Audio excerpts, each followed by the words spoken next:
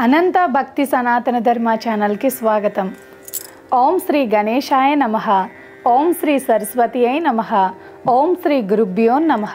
శ్రీ గణేశ పురాణంలోని సుధర్మాచి యవ్వన సంవాదం అనే 5వ అధ్యాయము. సూత మహర్షి తరువాత కథనిలా కొనసాగించాడు.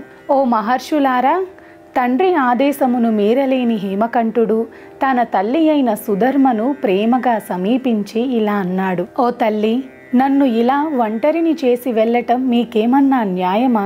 మీతో పాటు నన్ను అరణ్యాలకి వచ్చేలా తండ్రి గారికి చెప్పి నీవు దయతో ఒప్పించు. వారంగీకరిస్తే మీ ఉభయులకు సేవ చేస్తూ నా జీవితాన్ని సార్థకం చేసుకుంటాను. మీకు దూరమైనాక ఇక ఈ రాజ్యమన్నా నాకు జీవితమన్నా ఏమాత్రం కాంక్ష లేదు అంటూ బ్రతిమాలాడు. అందుకు మహారాణి అయిన సుధర్మ తన కుమారుణ్ణి అనునయిస్తూ శిరస్సును ముద్దాడి ఇలా అంది.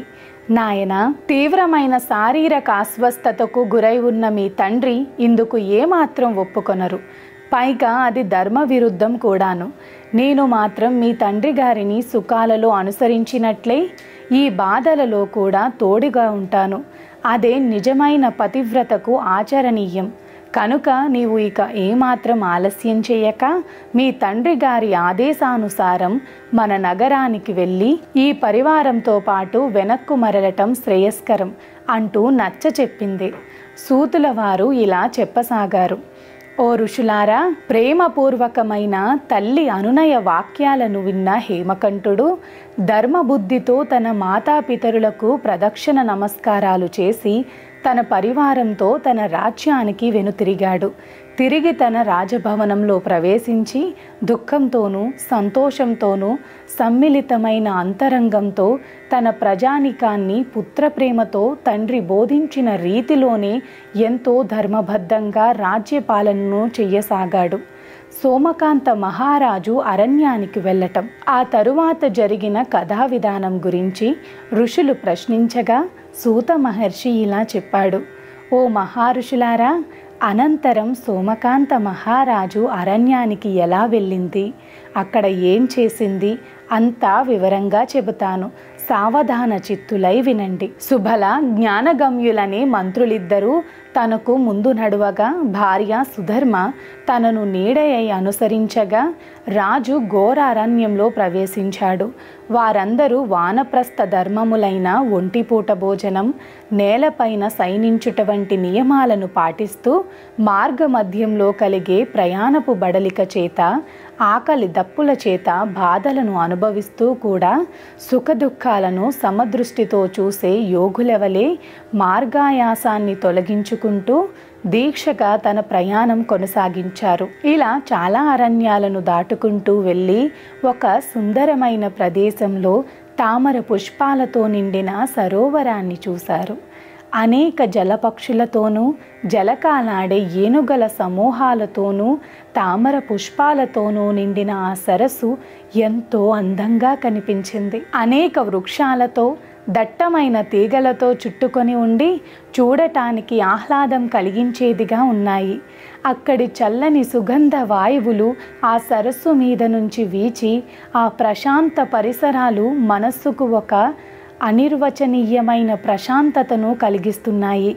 ఆ సరస్సులో నుండే తమ స్నానపానాలను, అనుష్ఠానాలకు అవసరమైన నీటిని అక్కడి మునులు తమ పూజలకై ఫలపుష్పాలను కూడా తీసుకెడుతుంటారు. అక్కడ రకరకాల పక్షులు తమ కిలకిల రావాలతో అదో దివ్యలోకమా లేక స్వర్గంలోని నందన ఉద్యానవనమా అనిపించేలా ఉన్నది. ఆ చల్లని గాలి సోకగానే శరీరానికి బడలిక తీరి వేరే లోకాల అంచుల్లోకి తీసుకెళ్తున్నదా అన్నంత విశ్రాంతి కలిగించేలా ఉన్నది.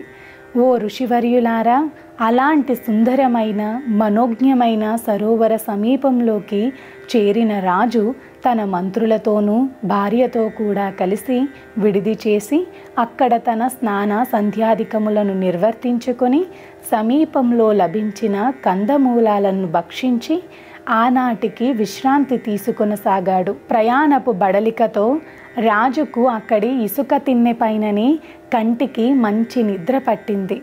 భార్య సుధర్మ భర్త యొక్క అలసట తీరేలా పాదములు వత్త సాగింది. మంత్రులిద్దరూ ఆమె ఆదేశం మేరకు కందమూలాలు సేకరించటానికి అరణ్యంలోకి వెళ్ళారు.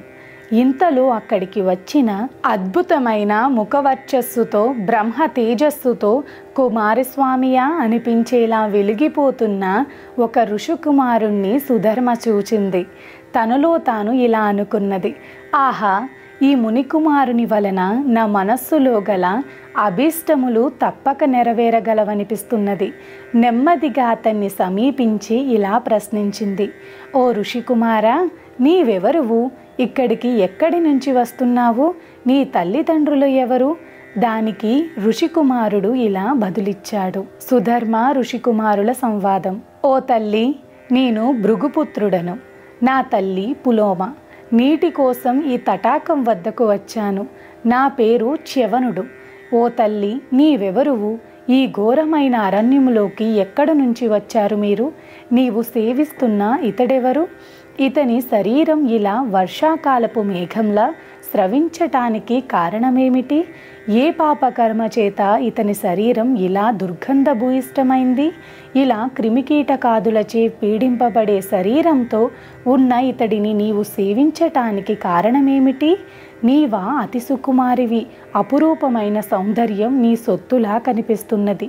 ఇటువంటి రోగిష్టి వాడినెలా వరించావు? నీ తల్లిదండ్రులు, స్నేహితులు ఇతడు ఇలాంటి వాడని తెలియక మోసగించబడ్డారా అంటూ ప్రశ్నించాడు.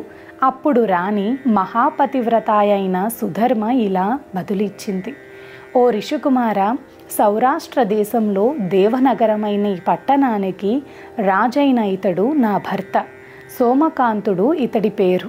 సకల సద్గుణ శోభితుడై, పరాక్రమోపేతుడై, ఐశ్వర్యవంతుడై, బలసౌందర్యోపేతుడైన వాడు ఇతడు.